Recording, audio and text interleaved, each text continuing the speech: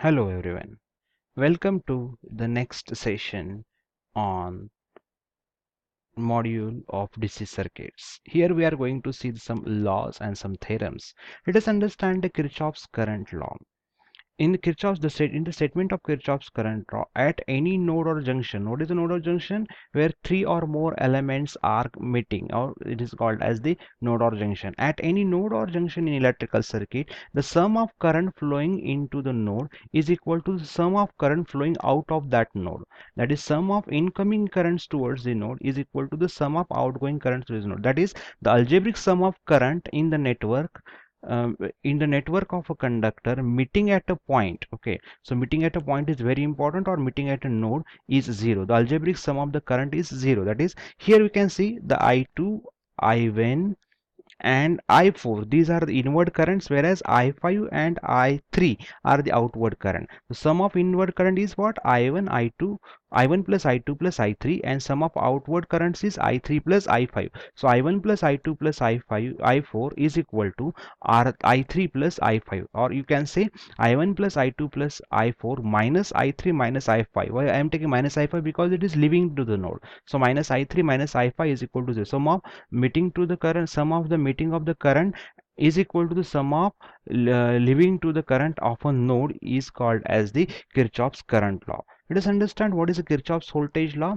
It is gives that the algebraic sum of the product of resistances of the conductor and current in them in a closed path is equal to the total EMF available in the loop. That is, algebraic sum of product of resistance, that is product of resistance and product of current flowing through them, is in a closed loop is equal to the total EMF available in that loop. So here if we consider, this is one loop, this is a closed loop, this closed path is very important word over here, closed loop. Okay, very important word over there. So we are starting with the V1. So V1 minus the voltage drop in this is what? Minus I into R1 minus I into R2 minus I into R3 minus I into R4 minus V2. I am taking as minus V2 as we are going from the positive to negative terminal. Arrow is going from the positive to negative terminal. So arrow is going from the positive to negative. So we are taking as a minus V2 is equal to 0. Or we can say that V1 is minus, if we take I as a common, minus I R1 plus R2 plus R3 plus R4 minus V2 is equal to 0. Okay, so this is what, or you can say V1 minus V2 is equal to I1 V is equal to IR1 plus IR2 plus IR3 plus IR4. So this is about Kirchhoff's law. The sum of voltage drop across the resistance is equal to the sum of EMF in a closed path. That is the Kirchhoff's voltage law, which is known as KVL.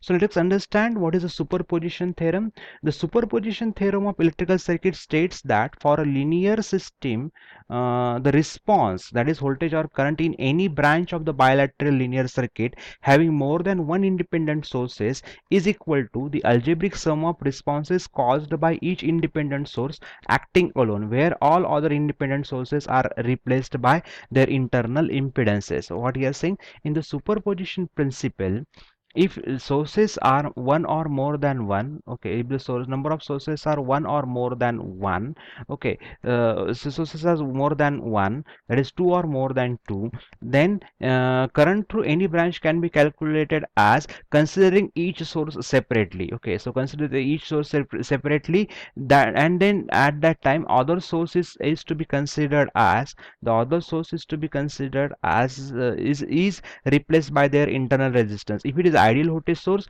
then it will kept as a short circuited. If it is a ideal current source, then it is considered as open circuited. So calculate the response of the individual source. If we calculate the response of the individual source, if we add all together, then that will be the response of when all sources are considered. That is the superposition theorem.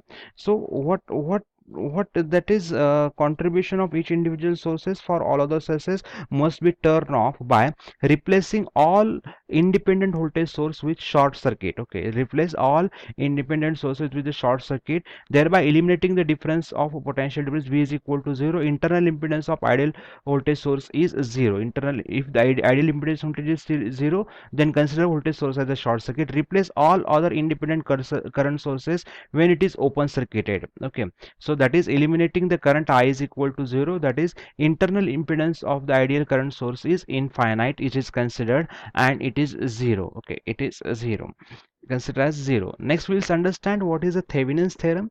Any combination of linear bilateral circuit elements, active sources, regardless of the connection and complexity, connected to the given load RL, may be replaced by two simple network consisting of single voltage source VTH holds and single resistance RTH in the series with voltage source across the two terminal of the load RL. Okay, suppose there is a very complex network is given and we want to find out the voltage or current across resistance. So remove that resistance and all other network can be replaced as a voltage source in series with the resistance, where voltage source is VTH and resistance is RTH. The voltage source VTH is what? Open circuited voltage measured between the terminal of interest, that is measured across the terminal RL when RL is removed, which is called as the Thevenin's equivalent voltage, and the RTH is the equivalent resistance of the given network as viewed through the terminal RL. It is connected, but RL is removed and all active sources are replaced by their internal resistance. RTH is calculated as all active sources are replaced by their internal resistance, and looking from the terminal RL we can calculate the resistance RH. Okay, if the internal resistances are unknown, then independent voltage sources are replaced by short circuit and independent current sources are replaced by open circuit.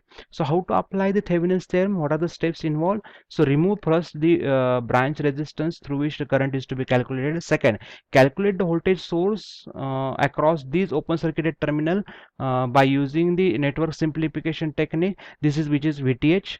Calculate the RTH as viewed through the two terminals of the branch from the current is to be calculated by removing the resistance of branch and replacing all other source by their internal resistances. If internal resistances are not known, then replace independent voltage source by short circuit and independent current sources by open circuit.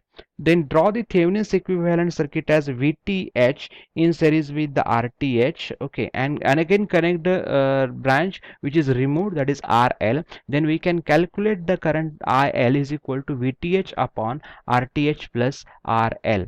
Okay, thank you. Next we will see some examples based on this. Thank you.